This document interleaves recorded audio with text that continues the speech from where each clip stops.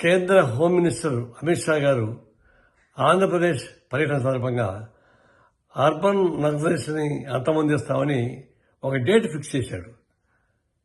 2026 పూర్తి చేస్తామని చెప్పేసి ఒక ప్రకటన పలుకుతా ఉన్నాడు.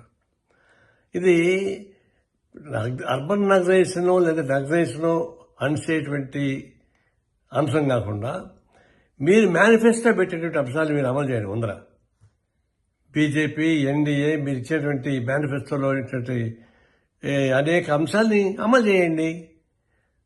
పేద సమస్యలు పరిష్కారం చేయండి. అటవీ సంపద మొత్తం కార్పొరేట్ కంపెనీకి అప్పగిస్తాం, గిరిజనులకి అప్పగిస్తామని చెప్పి గిరిజనులకు రైట్ ఇవ్వండి. వాళ్ళ బతుకుల సమస్య పరిష్కారం చేసుకోండి.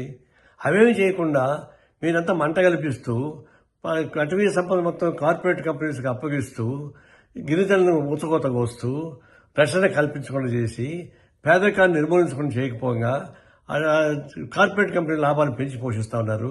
అట్లీస్ట్ మీ మేనిఫెస్టోలో ఉన్నటువంటి సమస్యలు కూడా మీరు పరిష్కారం చేయకుండా ఉత్త ప్రకటనలు పలితే ఏ లాభం? గట్టిని పైన మీరు నరికేయవచ్చు, కానీ మొదళ్ళు ఉంటాయి.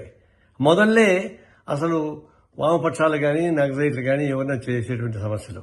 అవి పరిష్కారం చేయకుండా మీరు ఏ ప్రగల్భాలు వెళ్ళినా కూడా కేవలం శుష్క వాగ్దానాలు అవుతాయి తప్ప ఇంకోటి కానీ కాదు. ఇదంతా బాగాడమనం తప్ప చేసి చేత కాదు.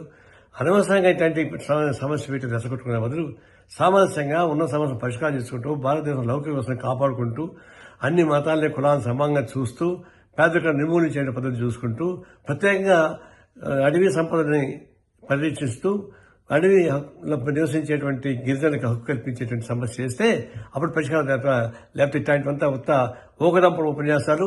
ఇట్లాంటి ఎర్రజెండా ముందు అనేక మంది హోమ్ మినిస్టర్లు వచ్చిపోయారు, అనేక ప్రధానమంత్రులు వచ్చిపోయారు. వాళ్ళు ఏం చేయలేకపోయారు. వీరు కూడా ఏమి చేయలేదని చెప్పేసి స్పష్టంగా చెప్పగలను.